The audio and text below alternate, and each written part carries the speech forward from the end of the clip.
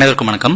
இந்த வீடியோல நம்ம பார்க்க போறது மீன லக்னம் மீன ராசிக்காரர்களுக்கு இப்போ ஜூன் 2ஆம் தேதி நடக்க போற குரு பெயர்ச்சி எந்த மாதிரியான பலன்களை கொடுக்கும் அப்படிங்கறத இந்த வீடியோல பார்ப்போம். ஆல்ரெடி உங்களோட ராசி அந்த மீன ராசி அந்த மீன லக்னத்து மேல சனி பயணிச்சுட்டு இருக்குது. இப்ப கொஞ்ச நாள் முன்னாடிதான் சூரியன், செவ்வாய், புதன், சுக்கிரன் எல்லாமே முக்கூட்டு கிரகங்கள் மாதிரி நிறைய கிரகங்கள் அங்க கிராஸ் ஆகி வந்திருக்கு. சோ கடந்த காலங்கள்ல சமீபமா ஒரு 5-6 மாசத்துல நிறைய பிரச்சனை, நிறைய கன்ஃபியூஷன், நிறைய love problem, relationship problem, management problem, money problem எல்லாத்தையும் ஃபேஸ் பண்ணிட்டு வந்திருப்பீங்க. ஆனா இப்ப நடக்க போற இந்த குரு பெயர்ச்சி இந்த டைம்ல இந்த குரு 5ஆம் இடத்துல இருந்து உச்சமாயி லக்னத்தை அல்லது ராசியை பார்க்கும்போது இன்னும் கொஞ்சம் மோட்டிவேஷனா தொழிலையும் வியாபாரத்திலையும் லாபத்திலையும் ரிலேஷன்ஷிப்லையும் அடுத்த கட்டத்தை நோக்கி பயணிக்கிற ஒரு முன்னேற்றத்தை கொடுக்கும். சோ இந்த குரு பெயர்ச்சி மீன லக்னம் மீன ராசிக்காரங்களுக்கு மேக்சிமம் நல்ல பலன்களை கொடுக்கறதுக்காக தான் காத்துட்டு இருக்கு. மீனா குழந்தை பேரு விஷயங்கள்ல குழந்தைக்காக காத்திருக்கிறவங்க, ட்ரீட்மெண்ட்காக காத்திருக்கிறவங்க, இவங்களுக்கு எல்லாமே சரியான டைம். உங்க ஜாதகத்துல இப்போ நல்ல தசாபுத்தி ஓடிட்டு இருந்தாலோ உங்க லக்னம் லக்னாதிபதி இதெல்லாமே நல்லா இருந்தது, ஓரளவு ஆவரேஜா இருந்ததுன்னா கூட இந்த குரு பெயர்ச்சி உங்களுக்கு ஒரு நல்ல சூழலை உருவாக்கி கொடுக்கும். இந்த டைமை நீங்க பயன்படுத்திக்கலாம். இது ஒண்ணு. அப்புறம் 5ஆம் இடம் அப்படிங்கிறது மனதை குறிக்கும். அப்போ உங்க மனதுல ஒரு நல்ல எண்ணம், பாசிட்டிவிட்டி, கிரியேட்டிவிட்டி, தெய்வ சிந்தனைகள், சரியானதை நோக்கி போகக்கூடிய தாட் ப்ராசஸ் இது எல்லாமே உருவாக வாய்ப்புண்டு. ஸோ நீங்க எந்த சூழல் இருக்கீங்களோ அந்த சூழல்ல கொஞ்சம் சரியா மாறுறதுக்கான சான்ஸ் வந்துகிட்டு இருக்கு, பாசிபிலிட்டி வந்துகிட்டு இருக்கு அப்படிங்கறத மைண்ட்ல வச்சுக்கங்க.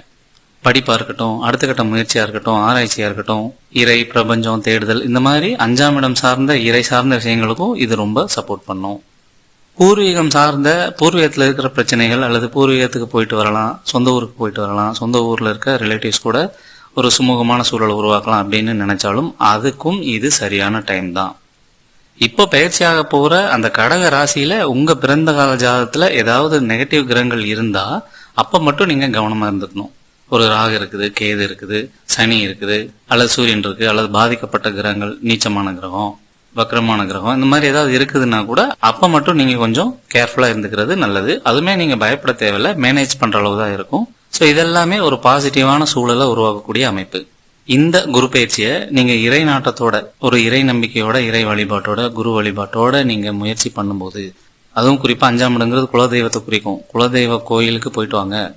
இதெல்லாம் பண்ணும்போது இறையர்களோட நல்ல எண்ணங்களோட சிறப்பான முன்னேற்றம் அமையறதுக்கான பாசிபிலிட்டி உருவாகுது.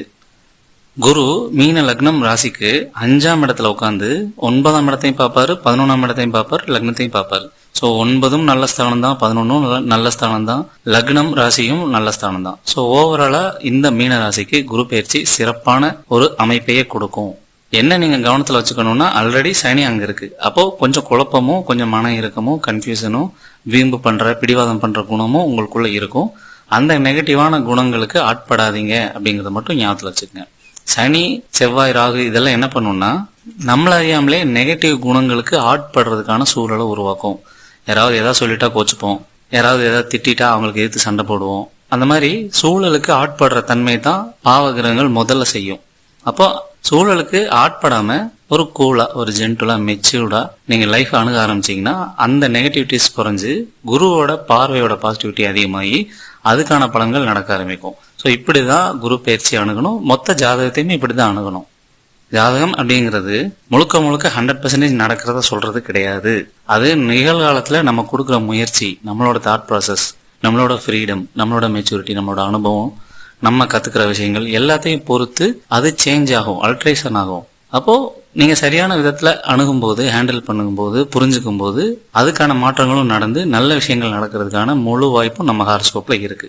அப்போ சனியோட நெகட்டிவிட்டியை நீங்க வெளிப்படுத்தாம இருங்க, கோச்சுக்காம இருங்க, வீம்பு பண்ணாம இருங்க, கத்துக்கிட்டே இருங்க. மெயினா சனிக்கு யாரு கூடயும் கம்பேர் பண்ணக்கூடாது அப்படிங்கிறது தம் ரூல்.